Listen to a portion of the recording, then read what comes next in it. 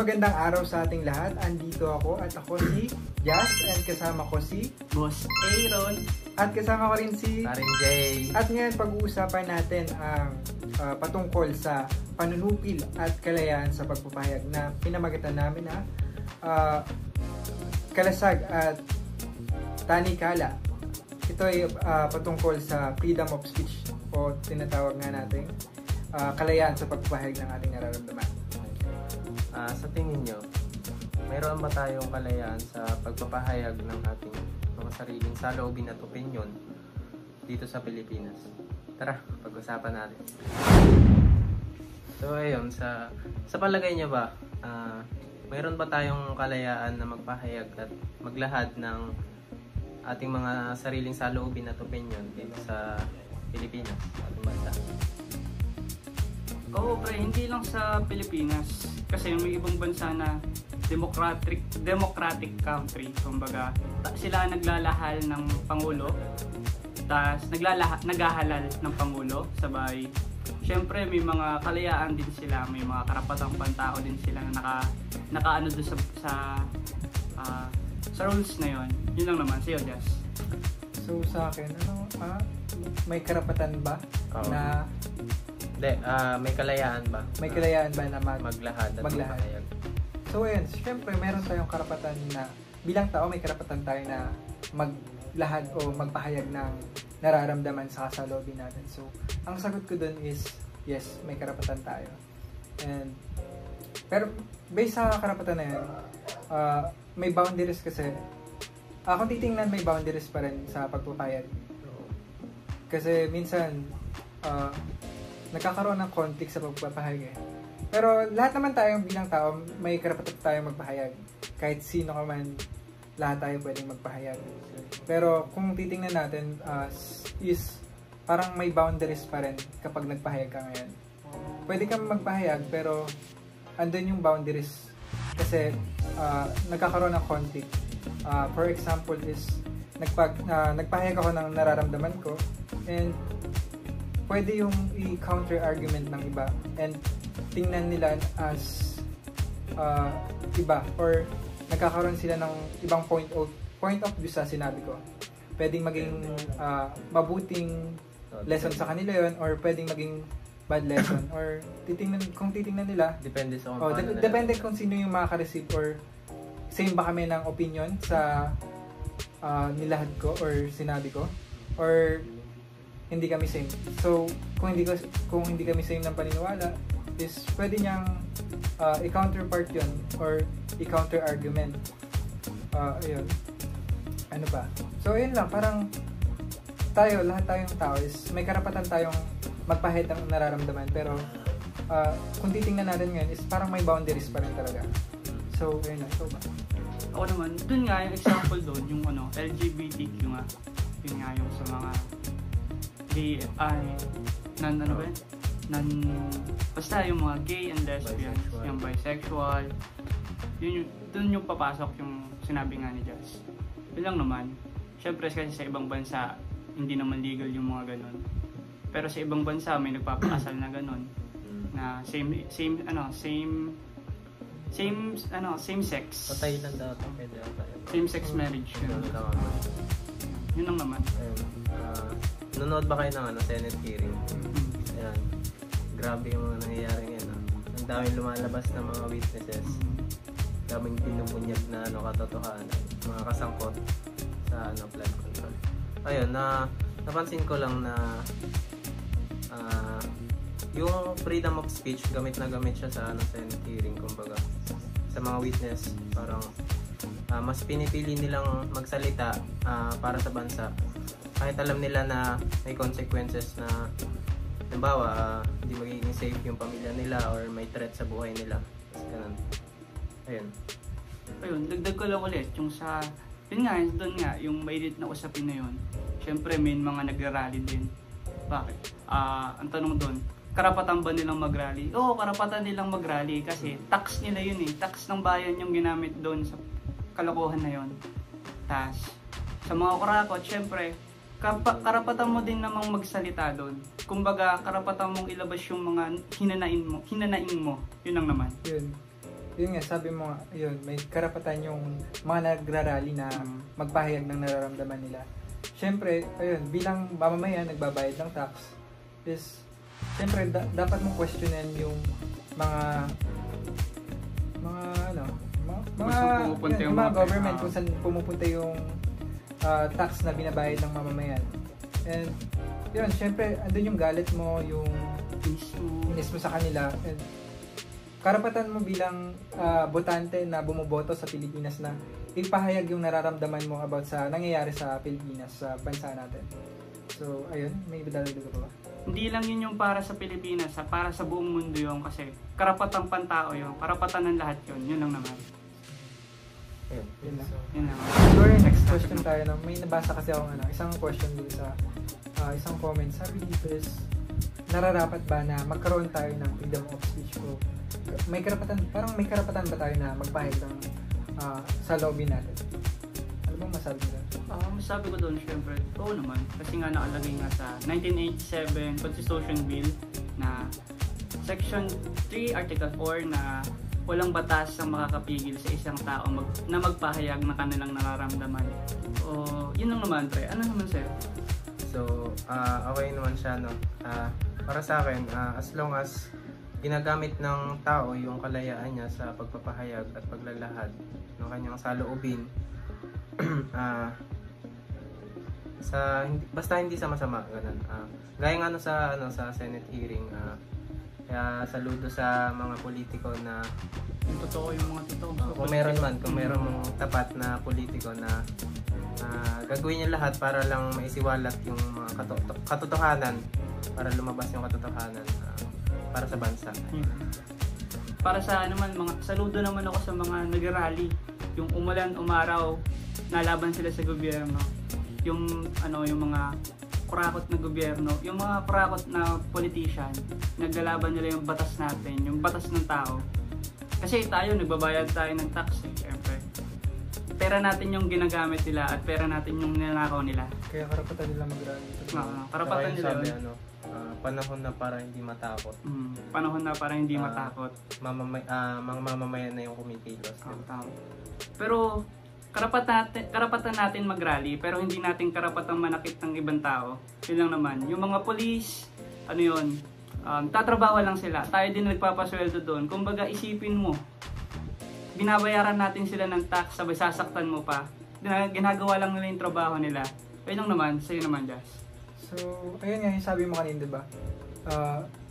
Proud ka sa mga politiko na kung mayroon man na nagsasabi or nagpapahayag na sa lobby nila or sinasabi nila yung totoo at parang nagkakaroon sila ng freedom of speech doon.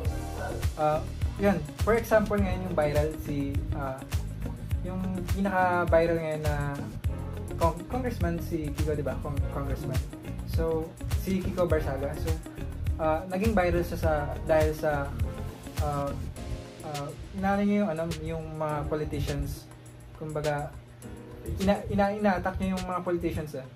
Ang sabi niya nun is yun, sikat ngayon sa TikTok ngayon, sabi niya yung tinatanong ni Kiko si anak ni Mr. President na si Sandro Marcos kung kamusta ba yung yung tito niya si Romualdez. Then hindi sumagot si Mr. Sandro. Then ayun, parang sinabihan ni Kiko na ay natatakot to. So parang doon is parang si Sandro Marcos is parang nagkaroon siya ng boundaries na wag sabihin yung about sa tito niya. And si Kiko Barsaga is parang kinounterpart niya or parang ina-argument niya na rin yung kay Sandro Marcos kasi hindi niya masabi yung tungkol sa tito niya. So ayun, isa pa yung sabi ni Kiko Barsaga na parang i-attack niya yung mga politicians na may sinasabi siya na iba't iba and pwede yung magkaroon ng case kasi hindi naman natin alam kung totoo ba yung sinasabi niya or tama ba or mali yung sinasabi niya. So, base sa sinabi mo kasi kanina is yung law, based sa 1987 Constitution, Article 3, Section 4 is lahat ng tao is may karapatan na magpahayag ng damdamin Walang nila. batas. Walang And batas na walang batas na makakapigil. So, ayun nga no, di ba, may batas tayo na cyber label, cyber defamation.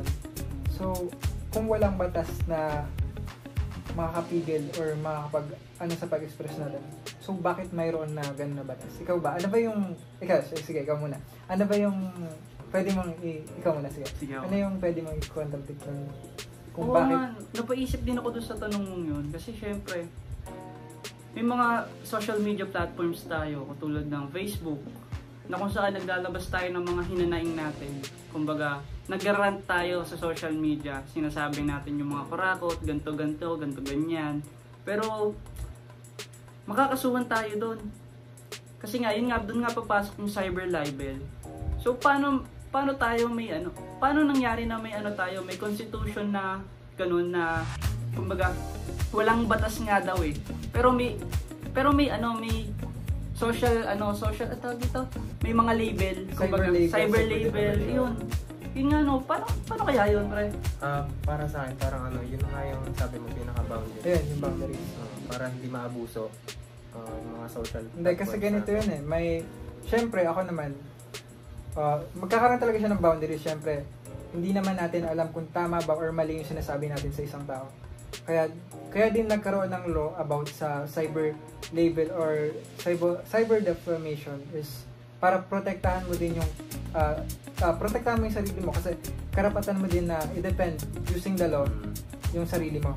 Kasi hindi natin masasabi na tama ba or mali yung binibintang sa'yo or sinasabi ng isang tao patungkol sa'yo. Kaya doon pumapasok yung boundaries ng cyber label and cyber defamation law. So basta ang malinaw, basta hindi social media yung pinag-uusapan, wala pa ring batas na makakapigil sa atin na magpahayag ng mga salo ng tayo sa sinabi. Pero parang sabi nga doon sa article niyo, pero pagpapahayag pa rin ng sarili yun. Yes, pagpapahayag pa rin. Pero kung titingnan natin is may freedom of speech nga ba tayo based sa law na yan? Kasi nagpapahayag lang din naman tayo ng gusto nating sabihin. So, ano yun? Freedom of speech pa ba yun? Contradict na. Nagko-contradict na. So, ayun, and then yung boundaries nga. Yan, good sides and bad sides. Hindi pwedeng i-abuse din yung pagkakaroon ng freedom sa pagsalita.